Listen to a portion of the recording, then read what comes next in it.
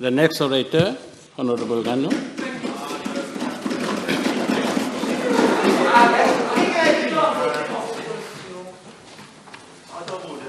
Mr. Speaker, sir, just to answer the first point that was made by the Honourable Member on the issue of the career diplomats, copain-copine. Mr. Speaker, sir, we all know that all governments who have come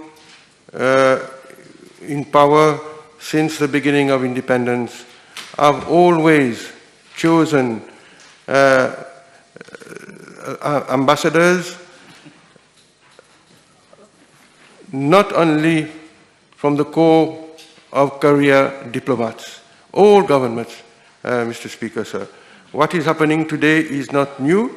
We all know when the MSM was in power from 2000 to 2005, how many ambassadors were chosen and suggested by the leader of the MMM at that time.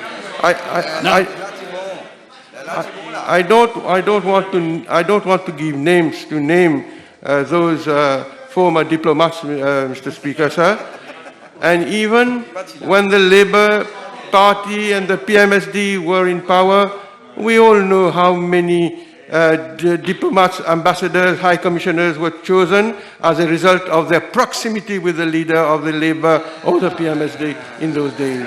So I think it's unfair on the part of the Honourable Member to come today when we are discussing supplementary appropriation, which, as you rightly pointed out, is the occasion for the opposition to come and query about the righteousness, the justification of the expenses, and not to come and discuss about policy. We all know, Mr. Speaker, sir, that ambassadors, the nomination of ambassadors is governed by constitutional provision, and we know how it is done. But to come and to say that today the Prime Minister is the first Prime Minister who has been appointing people of his choice to join the different missions that we have is unfair, because, as I said, all governments in the past have been adopting the similar practice of knowing people in whom they have confidence, in whom they have faith, to act as high commissioners or ambassadors. Now, order.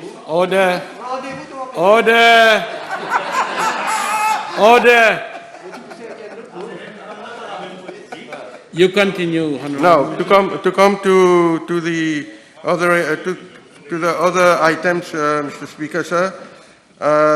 I just wanted to remind the House with regard to item 10.4.4, Mr. Speaker, sir, with regard to the renovation work and purchase of assets. I will. This is item 3.1.1.12. Non-residential building, upgrading of office building, additional provisions required for partitioning works at Newton Tower Office. This supplementary appropriation is in fact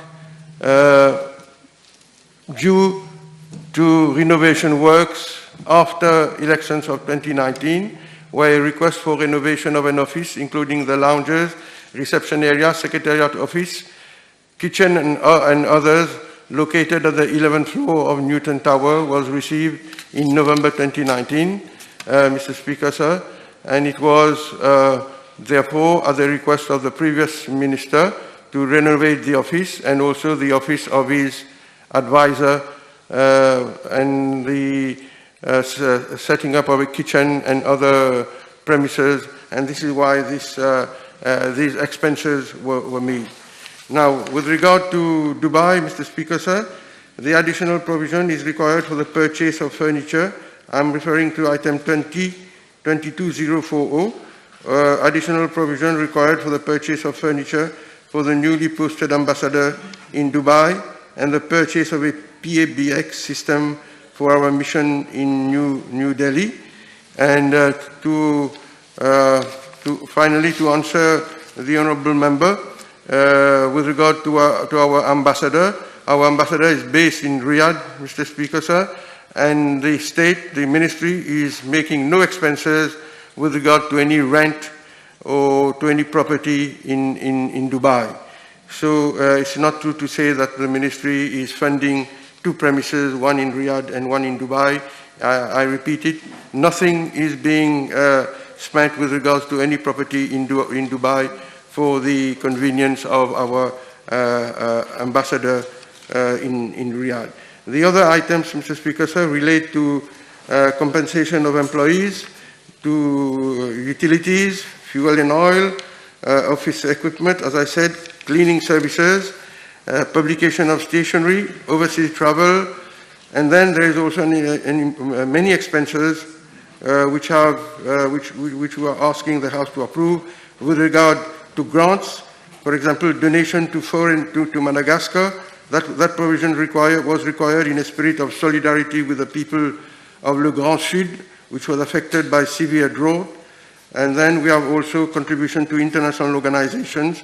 I'm referring to item 26212, United Nations Organization, African, Caribbean and Pacific States, Commonwealth Foundation, Organisation Internationale de la Francophonie, Commonwealth Secretariat, International Seabed Authority, group of G77 ECDC, IOC Secretariat, International Exhibition Bureau, African Commission on Nuclear Energy, African Peer Review Mechanism, which was mentioned by the Honorable Minister of Finance.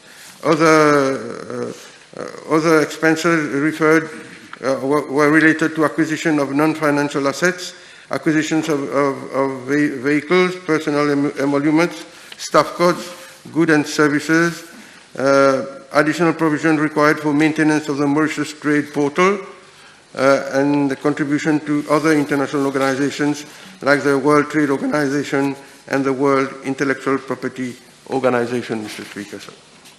I have done.